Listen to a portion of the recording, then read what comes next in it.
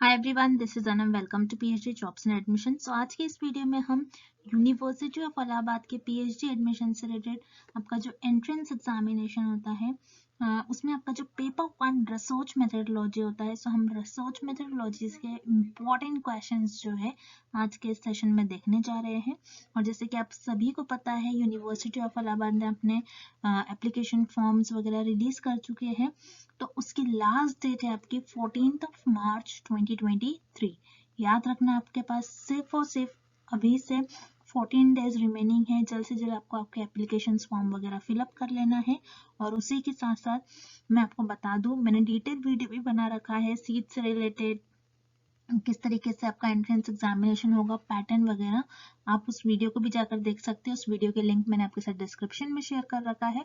और उसी के साथ साथ आपके पीएचडी एंट्रेंस एग्जामिनेशन में पेपर वन रिसर्च मेथडोलॉजी होता है, जिस पर हम आपको कंप्लीट कोर्स प्रोवाइड करते हैं, जिसके लिए हमारा कॉन्टैक्ट नंबर नीचे हाईलाइट हो रखा है।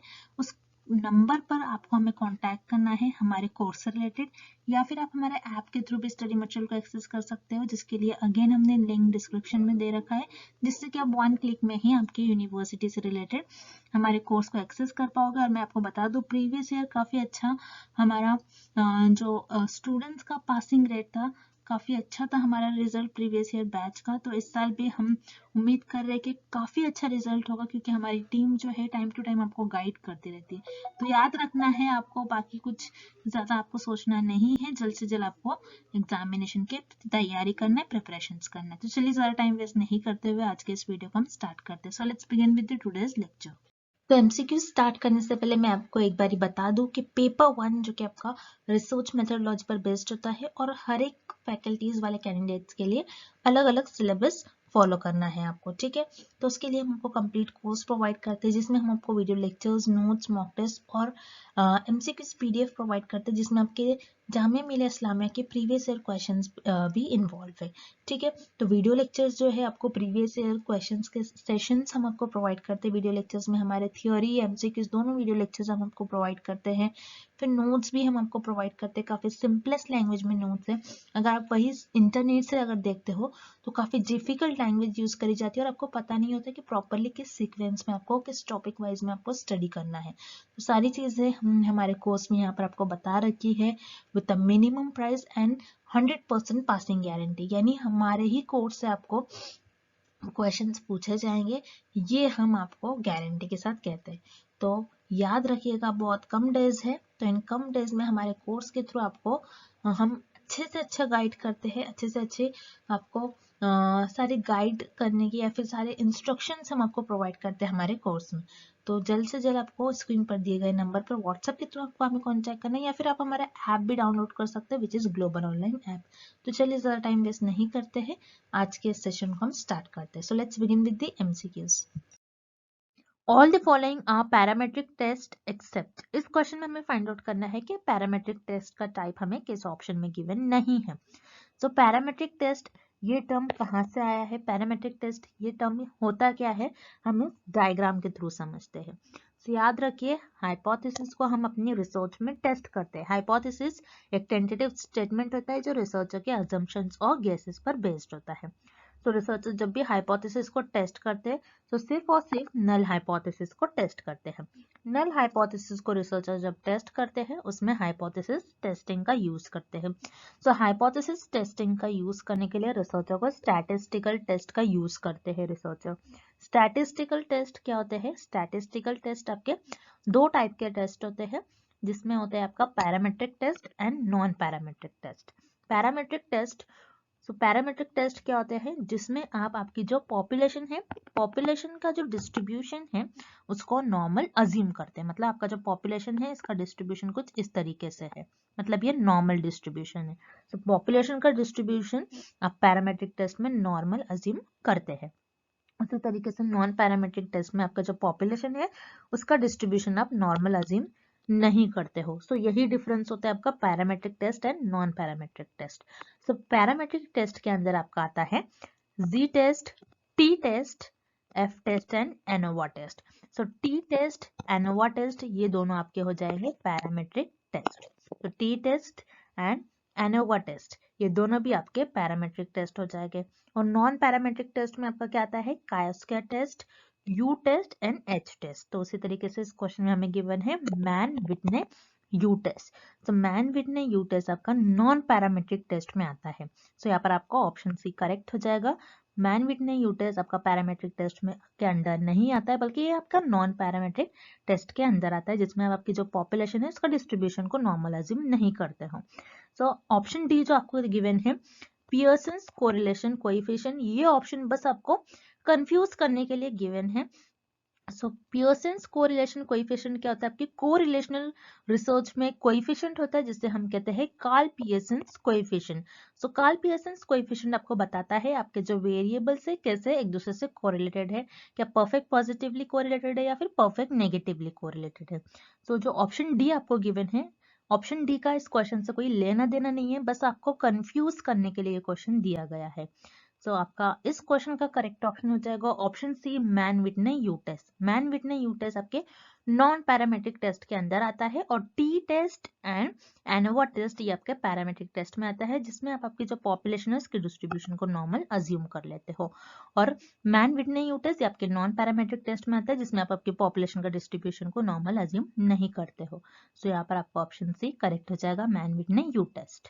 Next, measurement of salt tolerance in plant is a variable, which type of variable it is। सो यहाँ पर हमें एक क्वेश्चन दिया गया है, एक एग्जाम्पल दिया गया है बेसिकली, और उसे हमें पूछा गया है कि जो एग्जाम्पल हमें दिया गया है ये कौन सा वेरिएबल का एग्जाम्पल होगा। अब यहाँ पर प्लांट में सॉल्ट टॉलरेंस लेवल को मेजर किया जा रहा है कि प्लांट में कितना सॉल्ट टॉलरेंस लेवल है। सो उसको मेजर किया जा रहा है, तो यहाँ पर सॉल्ट टॉलरेंस ये एक वेरिएबल हो गया। अब ये जो वेरिएबल है कौन से टाइप का वेरिएबल है, क्या ये कोफाउंडिंग वेरिएबल है, लैटेंट वेरिएबल है या फिर मॉडरेटिंग वेरिएबल है, ये हमें पता करना है। सो याद रखिए प्लांट में सॉल्ट टॉलरेंस कितना है इसको हम बेसिकली प्रॉपर वे में मेजर नहीं कर सकते, क्योंकि सॉल्ट में टॉलरेंस लेवल मेजर करना इट्स वेरी डिफिकल्ट। तो ऐसी चीजें जिसको हम डायरेक्टली मेजर नहीं कर सकते हैं, डायरेक्टली याद रखिएगा, ऐसी चीजें जिसे हम डायरेक्टली मेजर नहीं कर सकते हैं उन वेरिएबल्स को कहते हैं लेटेंट वेरिएबल। सो इस क्वेश्चन का आपका राइट आंसर हो जाएगा option B, latent variable. Latent variable ऐसे वेरिएबल होते हैं जिनको आप डायरेक्टली मेजर नहीं कर सकते हो, डायरेक्टली आप उसको आप थोड़ा बहुत उसको ऑब्जर्व तो कर सकते हो, लेकिन उसको डायरेक्टली आप चीजों को मेजर नहीं कर सकते हो, तो उसे हम कहते हैं लेटेंट वेरिएबल। उसी तरीके से जो रिमेनिंग ऑप्शन है उन्हें भी हम देख लेते हैं। कोफाउंडिंग वेरिएबल, कोफाउंडिंग वेरिएबल क्या होते हैं, ये भी आपके एक्सट्रेनियस वेरिएबल की तरह होते हैं, जो कि आपके डिपेंडेंट वेरिएबल को अफेक्ट करते हैं और डिपेंडेंट वेरिएबल को हार्म करते हैं। और कोफाउंडिंग वेरिएबल से जो बायसनेस है ये बायसनेस को इंक्रीज करती है। सो यहाँ पर इस क्वेश्चन में हमें ऐसे रिलेटेड कुछ नहीं पूछ रहा है, सो यहाँ पर आपका ऑप्शन ए इनकरेक्ट हो जाएगा। उसी तरीके से option C moderating variable. Moderating variable क्या होते हैं, जो कि आपके independent variable and as well as dependent variable, ये दोनों भी वेरिएबल को हार्म करते हैं, इन दोनों भी वेरिएबल को अफेक्ट करते हैं, उसे हम कहते हैं मॉडरेटिंग वेरिएबल। सो यहाँ पर क्वेश्चन में हमें इंडिपेंडेंट और डिपेंडेंट वेरिएबल से क्वेश्चन नहीं पूछा गया है, बल्कि हमें एक ऐसा वेरिएबल दिया गया है जिसको हमें मेजर करना है, जिसे हम डायरेक्टली मेजर भी नहीं कर सकते। सो उसे हम कहते हैं लेटेंट वेरिएबल, ना कि मॉडरेटिंग वेरिएबल। तो इस क्वेश्चन का आपका ऑप्शन भी करेक्ट हो जाएगा। Next, what is the use of factorial analysis. इस क्वेश्चन में हमें पूछ रहा है कि फैक्टोरियल एनालिसिस का यूज क्या होता है। सो याद रखिए रिसर्च में एक टर्म होता है फैक्टोरियल एनालिसिस, जिसका मतलब होता है कि reduction of data. So factorial analysis, अगर आपके पास बहुत ज्यादा डेटा होगा रिसर्च में, तो जो अननेसेसरी डेटा होगा उसको रिड्यूस करने के लिए फैक्टोरियल एनालिसिस का यूज करा जाता है।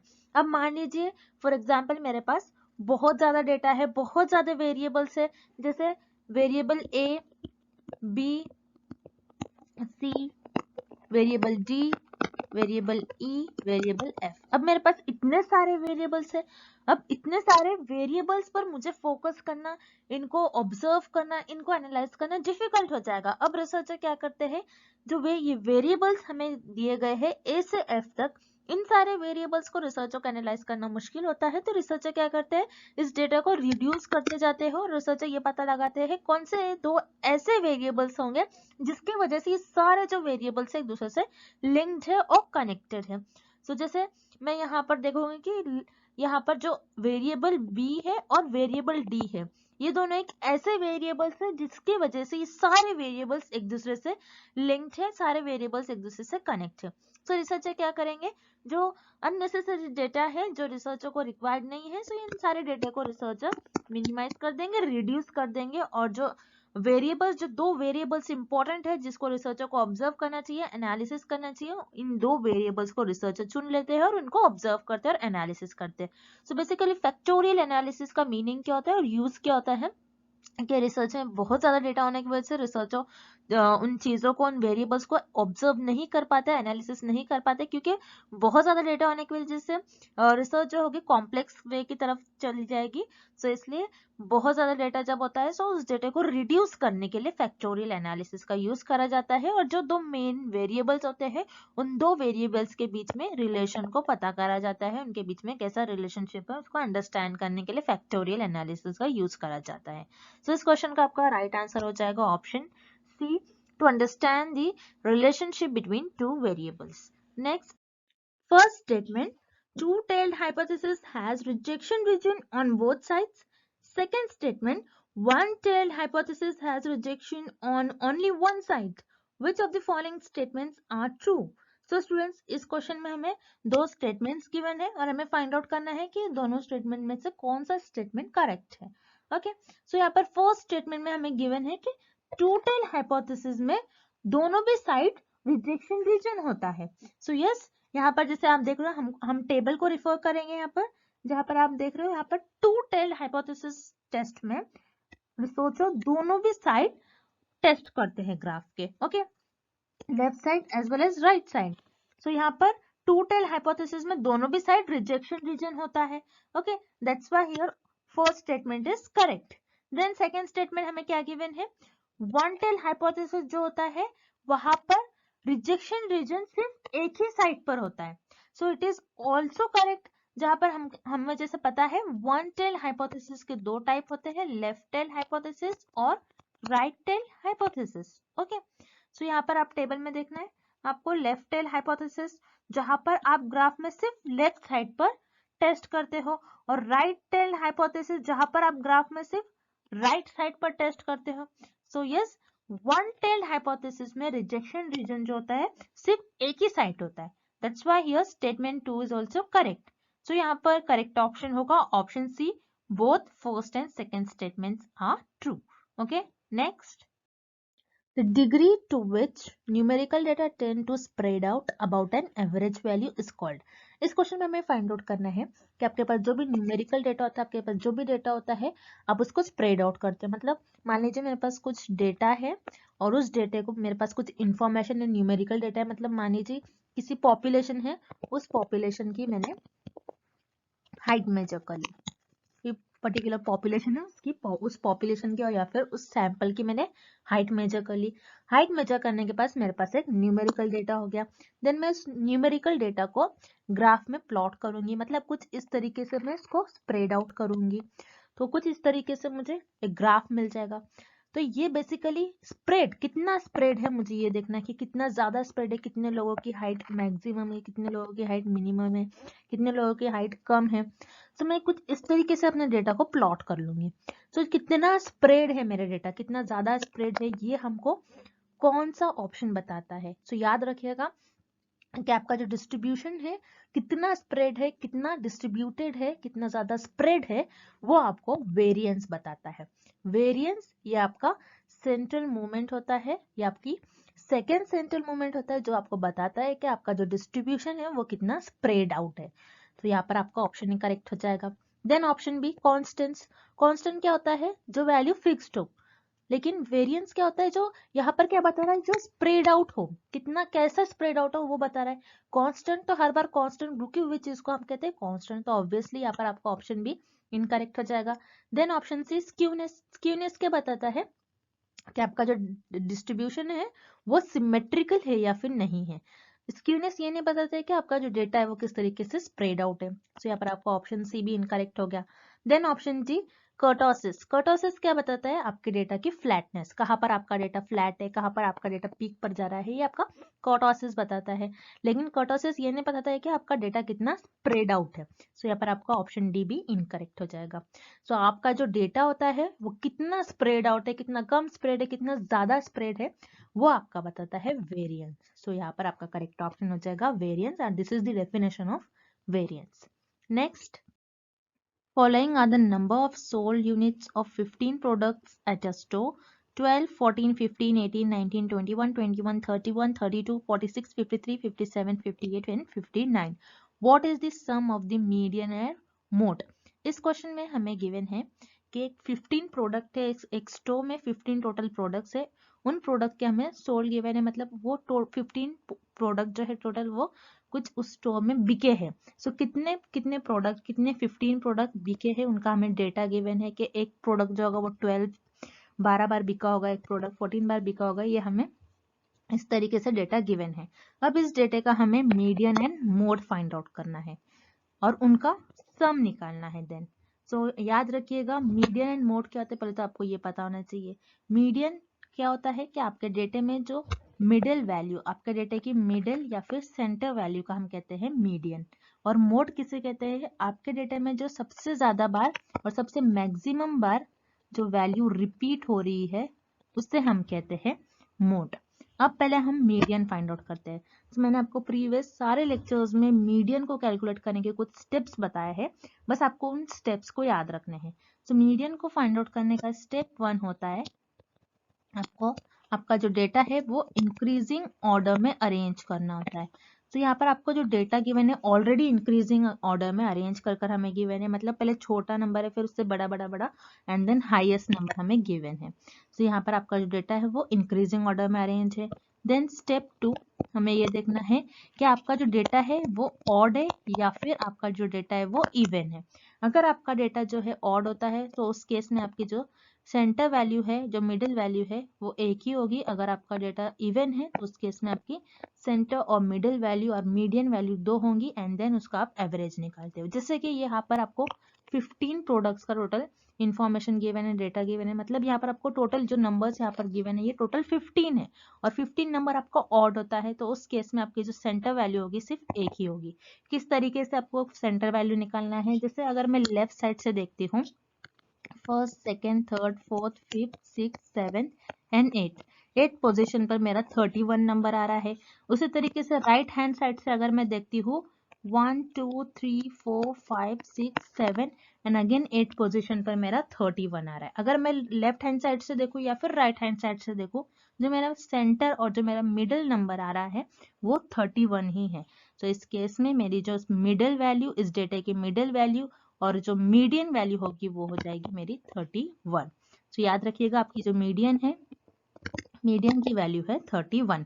उसी तरीके से हम मोड कैलकुलेट कर लेते हैं। मोड क्या होता है? बहुत सिंपल होता है, आपके डेटा में जो सबसे ज्यादा बार रिपीट हो रही है वैल्यू, सबसे मैक्सिमम टाइम रिपीट हो रही है, सबसे ज्यादा बार ऐसी वैल्यू जो रिपीट हो रही है उसे हम कहते हैं मोड। उसी तरीके से यहाँ पर आपको डेटा देखना है, इस डेटा में आपकी 21 एंड 21 ये वैल्यू 2 बार रिपीट हो रही है।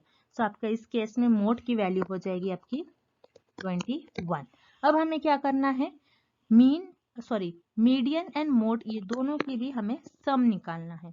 सम क्या होता है? Sum is nothing but addition, आपको ऐड करना है। मीडियन प्लस मोड को आपको ऐड करना है। मीडियन कितना है आपका? 31 प्लस मोड 21। सो 31 प्लस 21 की वैल्यू हो जाएगी आपकी 52। तो यहाँ पर मीडियन एंड मोड का जो आपका सम आ रहा है वो है 52। तो यहाँ पर आपका करेक्ट ऑप्शन हो जाएगा option A 52। Next, for a negative skewed distribution with a single mode, इस क्वेश्चन में हमें फाइंड आउट करना है अगर आपका जो डिस्ट्रीब्यूशन है वो नेगेटिव स्क्यूड डिस्ट्रीब्यूशन है, सो उस केस में आपके मीन, मीडियन एंड मोड एक दूसरे से कैसे रिलेटेड हो गए। अब नेगेटिव स्क्यूड क्या होता है, पॉजिटिव स्क्यूड क्या होता है, इस डायग्राम के थ्रू हम समझते हैं। सबके जो डिस्ट्रीब्यूशन है वो 3 तरीके से डिस्ट्रीब्यूटेड होता है आपका data. Okay, symmetrical distribution, symmetrical distribution क्या होता है? जिसमें अगर आप कोई डिस्ट्रीब्यूशन है, अगर आप इसको बीच से कट कर दोगे तो लेफ्ट साइड की जो इमेज है और राइट साइड की जो इमेज है एक दूसरे की ये मिरर इमेज हो जाएंगे, जिसमें आपके जो मीन, मीडियन एंड मोड तीनों भी एक दूसरे से इक्वल होते हैं, तीनों भी सेम ही पॉइंट पे लाइक करते हैं। सो ये आपका सिमेट्रिकल डिस्ट्रीब्यूशन में आपका ये केस होता है कि तीनों एक दूसरे से इक्वल होंगे। ओके, देन पॉजिटिव स्क्यूड क्या होता है? पॉजिटिव स्क्यू में आपका जो डिस्ट्रीब्यूशन है वो लेफ्ट साइड में टिल्टेड होगा, कुछ इस तरीके से आपका पॉजिटिव स्क्यू डिस्ट्रीब्यूशन दिखेगा, जिसमें सबसे छोटा मोड होता है, फिर उसके बाद मीडियन एंड लास्ट सबसे लार्ज वैल्यू आपकी मीन की होती है। तो ये आपका पॉजिटिव स्क्यूड में होता है। और नेगेटिव स्क्यूड में क्या होता है? नेगेटिव स्क्यूड में आपका जो डिस्ट्रीब्यूशन है वो राइट साइड पर टिल्टेड होगा, जिसमें आपके सबसे छोटी मीन होता है, देन उससे बड़ा आपका मीडियन होता है एंड सबसे ज्यादा हाईएस्ट वैल्यू आपके मोड की होती है। तो ये केस हमें ऑप्शन बी में गिवन है, mean is less than equal to median and median is less than equal to mode. तो नेगेटिव स्क्यू डिस्ट्रीब्यूशन में मीन, मीडियन एंड मोड कुछ इस तरीके से एक दूसरे से रिलेटेड हो गए, दैट्स व्हाई आपका करेक्ट ऑप्शन हो जाएगा option B. Next, type 2 error is also known as, इस क्वेश्चन में हमें फाइंड आउट करना है कि टाइप 2 एरर को और हम क्या कहते हैं। सो टाइप 2 एरर होता क्या है, किस तरीके से टाइप 2 एरर ये टर्म यूज में आया है, इस टर्म का मतलब क्या होता है आपको पहले तो ये पता होना चाहिए। सो याद रखिएगा, रिसर्चर जब अपनी रिसर्च में हाइपोथेसिस को टेस्ट करते, रिसर्चर पहले अपनी रिसर्च में हाइपोथेसिस को टेस्ट करते, तो रिसर्चर से हाइपोथेसिस को टेस्ट करने में कुछ मिस्टेक्स हो जाती है, सो उसी मिस्टेक्स को हम कहते हैं एरर्स। सो उसी तरीके से एरर्स के भी टाइप होते हैं, type 1 error, type 1 error and type 2 error. अब इस क्वेश्चन में हमें पूछ रहा है कि टाइप 2 एरर को और हम क्या कहते हैं। सो याद रखिएगा, टाइप 2 एरर को हम कहते हैं फॉल्स नेगेटिव।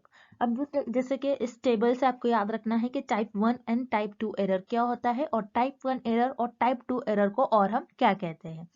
तो टाइप 1 एरर कब होता है? जब आपकी नल हाइपोथेसिस ट्रू होती है फिर भी आप उसको रिजेक्ट करते हो, तो वो हो जाती है आपकी टाइप 1 एरर।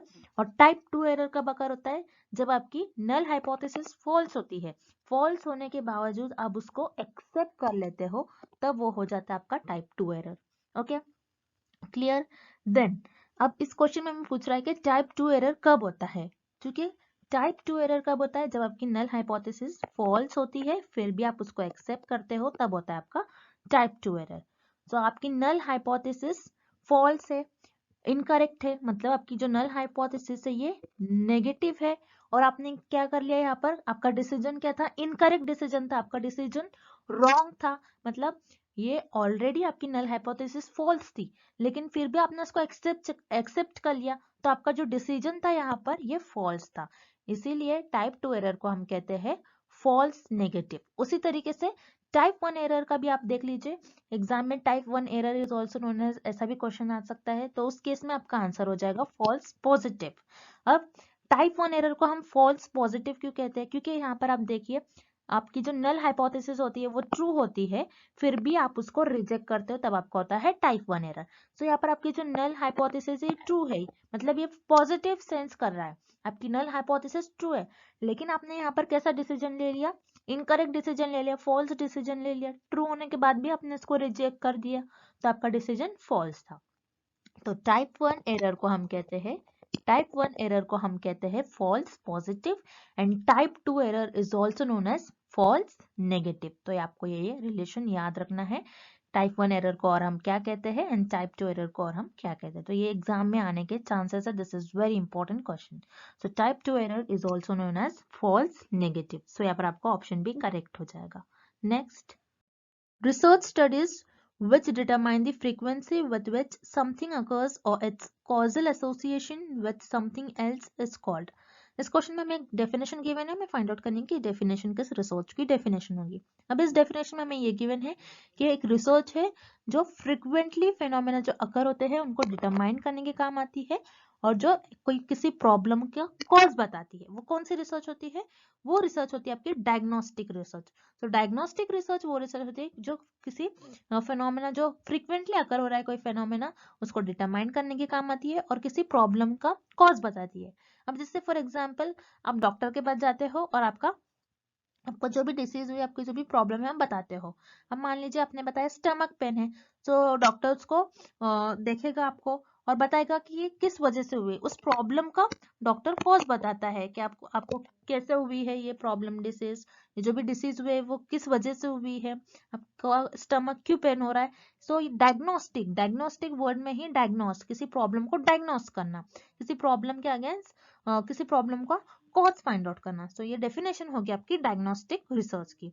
देन यहाँ पर आपको ऑप्शन ए गिवन है फॉर्मुलेटिव रिसर्च। फॉर्मुलेटिव रिसर्च को रिमेंबर आप एक्सप्लोरेटरी रिसर्च भी कहते हैं। एक्सप्लोरेटरी रिसर्च में रिसर्चर किसी भी फेनोमेना को, किसी भी प्रॉब्लम को जो कि वेल डिफाइन नहीं है उसको डिफाइन करने की कोशिश करते हैं। यहाँ पर किसी प्रॉब्लम का कॉज रिसर्चर फाइंड नहीं करते, दैट्स व्हाई आपका ऑप्शन ए इनकरेक्ट हो जाएगा। Then option B descriptive research. Descriptive research में किसी भी फेनोमेना को आप एज इट इज डिस्क्राइब करते हो, यहाँ पर आप किसी प्रॉब्लम का अगेन कोई कॉज फाइंड आउट नहीं करते हो। यहाँ पर आपका ऑप्शन बी भी इनकरेक्ट हो जाएगा। Then option D experimental research. Experimental research में आप cause and effect relationship find out करते हो between independent variable and dependent variable. So experimental research में किसी प्रॉब्लम का आप कॉज नहीं फाइंड आउट कर सकते हो, और किसी जो प्रॉब्लम हो रही है उसका किस वजह से प्रॉब्लम हो रही है ये भी आप एक्सपेरिमेंटल रिसर्च में नहीं फाइंड आउट करते हो। दैट्स व्हाई आपका ऑप्शन डी भी इनकरेक्ट हो जाएगा। देन यहाँ पर this is the definition of diagnostic research, यहाँ पर आपका ऑप्शन सी करेक्ट हो जाएगा। Next, in symmetrical distribution q3 minus q1 is equals to 20, median is equals to 15, q3 is equal to। इस क्वेश्चन में हमें q3 minus q1 की value given है विच इज 20, मीडियन की वैल्यू गिवन है 15 and q3 की value हमें find out करना है। सो ये क्या है q3 q1, सो ये होते हैं आपके क्वार्टाइल्स, ये आपके क्वार्टाइल्स होते हैं जो आपका जो डेटा होता है उसको 4 पार्ट्स में डिवाइड करते हैं, 4 इक्वल पार्ट्स में आपके डेटा को डिवाइड करते हैं, उससे हम कहते हैं क्वार्टाइल्स। क्वार्टाइल्स बेसिकली आपके डेटा को बताता है कि आपका डेटा किस तरीके से स्प्रेड है। जैसे कि इस डायग्राम में आपको देखना है ये आपका जो डिस्ट्रीब्यूशन है ये सिमेट्रिकल है। सिमेट्रिकल डिस्ट्रीब्यूशन में आपने क्या करा, क्वार्टाइल्स करते मतलब आपके डेटा को 4 पार्ट में आपने डिवाइड कर लिया। जैसे ये हो जाएगा आपका Q1, देन ये हो जाएगा आपका Q2 एंड ये हो जाएगा आपका Q3। तो इस तरीके से आपने आपके डेटा को 4 पार्ट्स में डिवाइड कर लिया। ये फर्स्ट पार्ट है, ये सेकंड, ये थर्ड एंड ये लास्ट इज फोर्थ। यस, इस तरीके से आपने 4 पार्ट्स में आपके डेटा को डिवाइड कर लिया, उससे हम कहते हैं क्वार्टाइल्स। देन अब यहाँ पर आप देख रहे हो Q1 का मतलब होता है कि आपका डेटा 25% इस रीजन में लाइक कर रहा है। Q3 का मतलब होता है कि आपका जो डेटा है वो 75% इस रीजन में लाइक कर रहा है, एंड Q2 का मतलब होता है आपका डेटा कुछ इस रीजन में लाइक कर रहा है। अब इस क्वेश्चन में हमें median and Q3 minus Q1 बस इतनी ही वैल्यूज गिवन है जो कि है 20 एंड 15। तो इस क्वेश्चन में हमें बस इन दोनों ही वैल्यू, ये दो ही वैल्यू गिवन है, मतलब इन दोनों के बीच में कुछ ना कुछ रिलेशन है। सो वो रिलेशन का आपका फॉर्मूला आपको याद होना चाहिए, जो होता है आपका इस रिलेशन का जो फॉर्मूला होता है वो होता है, दिस इज वेरी इंपॉर्टेंट, आपको फॉर्मूला याद रखना है। मीडियन का फॉर्मूला होगा इस केस में Q1 plus Q3 divided by 2। So Q1 plus Q3 हमें पता नहीं है, so Q1 plus Q3 divided by 2 as it is होगा। देन मीडियन हमें पता है विच इज 15। सो यहाँ पर आपको क्रॉस मल्टीप्लाई करना है, सो Q1 प्लस Q3 आपका हो जाएगा 30, 15 इंटू 2 हो जाएगा आपका 30। सो ये आपकी इक्वेशन फर्स्ट हो गई। देन उसी तरीके से हमें क्या गिवन है इस क्वेश्चन में, Q3 माइनस Q1 की वैल्यू हमें गिवन है, Q3 माइनस Q1 की वैल्यू जो कि है 20। ये हमारी इक्वेशन 2 हो गई। सो इक्वेशन 1 एंड 2 को हम ऐड करेंगे। ओके, ऐड करने पर आपको क्या मिलेगा, यहाँ पर आपका Q1 नेगेटिव है और ये पॉजिटिव है, सो पॉजिटिव और नेगेटिव कैंसिल हो जाएंगे। Q3 यहाँ पर दोनों भी पॉजिटिव है तो ये कैंसिल नहीं करना है आपको। सो यहाँ पर Q3 2Q3 हो जाएगा इज इक्वल्स टू, इन दोनों को ऐड करना है, 30 प्लस 20 आपका हो जाएगा 50। So Q3 is equals to 50 upon 2। So Q3 की वैल्यू आपकी हो जाएगी 25। सो यहाँ पर आपकी जो Q3 की वैल्यू है वो है 25। दैट्स व्हाई आपका करेक्ट ऑप्शन हो जाएगा ऑप्शन ए 25। एंड आज के लिए बस इतना ही, and thank you for watching this video.